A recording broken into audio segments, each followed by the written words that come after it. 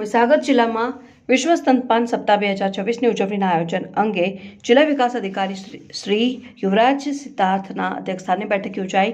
જીવનની ટકાઉ અને સ્વસ્થ શરૂઆત માટે સ્તનપાન સફળ પ્રયાસોને વધુ મજબૂત બનાવીને એ થીમ સાથે સમગ્ર રાજ્યની સાથે મહીસાગર જિલ્લામાં પણ આગામી તારીખ 1 ઓગસ્ટથી 7 ઓગસ્ટ 2026 દરમિયાન વિશ્વ સ્તનપાન સપ્તાહ 2026ની ઉજવણી કરવામાં આવશે।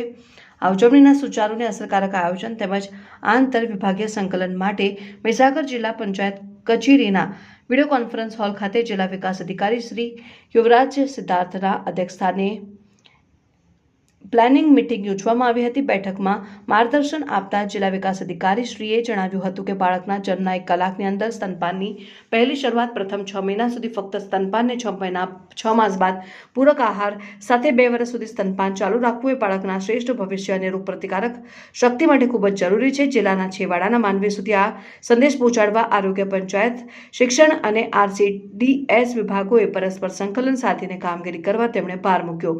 સપ્તાહની ઉજવણી અંતર્ગત વિવિધ વિભાગો દ્વારા સઘન કાર્યક્રમો યોજાશે, જેમાં આરોગ્ય વિભાગ દ્વારા મમતા દિવસ અંતર્ગત FHWના અને આશા વર્કરના સહયોગથી સ્તનપાન કાઉન્સિલ કરાશે।